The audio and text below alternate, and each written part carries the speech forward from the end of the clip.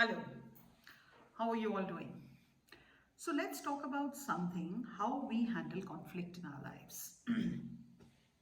So, yesterday in one of my sessions, I was having this conversation with a lady, a client of mine, who said that when she is upset about something and when she feels that her opinion and her choices are not being validated, when she's not does not feel heard, what she does it, she tends to be quiet about it and she gives what we call the silent treatment to the other person. So, what does a silent treatment primarily mean? So, she was saying that in doing that silent treatment, she thinks that the situation will start to get resolved by itself and things will be fine once everybody's tempers kind of come down, cool down, and things are going to change. So I was telling her, and this is what I'm making the video about.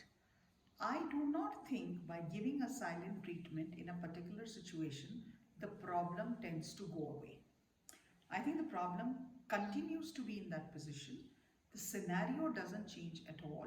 We are just brushing the problem under the carpet because of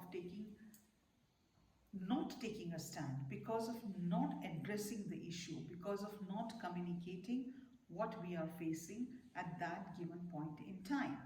Silent treatment is a way out of a situation because you do not like conflict, because you do not have created a bandwidth of skill set where you can have a conversation across the table and find out solutions that this happened, I don't appreciate it. What are we going to do by taking it forward in a way that I feel heard, I feel validated, and I feel that my concerns have been addressed? More often than not, as women, I think we become quiet, we become silent. Somebody screaming their lungs out, we'll be like, okay, I don't want to discuss this anymore. And we just become quiet. And more often than not, because we become quiet, we do not address the issue in place at given point of time. 1 month later, 1 week later, 10 days later, the same issue arises because you never resolved it. You decided to give a silent treatment, assuming that the other person will understand your concern, making that the assumption that they will know what is it that you did not like and the problem will get resolved. It doesn't work that way. So the next time when you are thinking of giving a silent treatment to a problem or something that happened, remember, by becoming quiet, by disengaging yourself from that particular situation, if you think you will be able to resolve that problem and it will not come up in the future, you are sadly mistaken. The better way out, or a more productive way out of it, is when a situation like that arises where you feel you are not being heard, it's important you take down a paper and pen, write down how you feel about it. What is it that upset you? What is it that is not acceptable to you? And then have the conversation with the person, telling them, I don't like this. I do not expect to be treated in this manner. I think you crossed a boundary here. Can we have a conversation, a very mature, healthy conversation, which will address these issues? Because going forward, I do not want to be in the same situation again. So, what are the steps that we and as together, as a team, as a couple, as colleagues, we can take, which will not have the same results that this conversation had?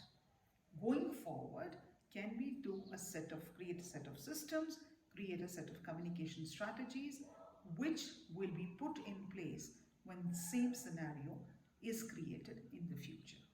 In doing this thing, what you are doing are three things. First and foremost, you are addressing the problem in the right professional manner. Secondly, you are taking a stand, which is being proved to the other person that you're not going to take things lying down, and it is also showing initiative on your part that you are willing to work towards a peaceful resolution to the issue. And third is You're creating a set of systems, you're creating a set of rituals where people are not important. It's a situation. When that situation arises, you have created a set of systems, rules, regulations, rituals which help you resolve that in a healthy and positive manner. I have come to believe over the years a lot in our life happens because we do not address the issues as and when they come up or as and when they pop up. We tend to always try to brush things out in the hope, in the assumption that if I don't talk about it, things are going to be normal. It doesn't happen. All that pent up anger, all the times that you have put the things or brushed them under the carpet, they become bigger and bigger and bigger and come back to haunt you at a later date. And things just go out of your hand where you've lost the capacity, the ability to really move forward in a planned, systematic, respectful, honorable manner. So I hope you take note of this. I hope that next time when somebody or a situation arises which you don't feel heard or you don't feel validated, you are not going to give yourself a silent treatment. You're not going to be quiet about it. You're going to sit down, think about it, reflect upon it, and come up with tools and strategies to resolve the solution. So you don't become the scapegoat. You take power in your hands as a powerful woman, as a strong woman, as a brave woman, and as a courageous woman, and say, okay, this has happened, this is what I'm going to do, these are my expectations, and lay it down on the table. Trust me, it will be one of the most powerful moves you will make in your personal and professional life. I'm Dr. Nalini Taneja. You can follow me at my Instagram channel with the same name, and like, share and comment on this video, and hopefully you will follow these tools and strategies and not give yourself or a situation a silent treatment in the future. Bye.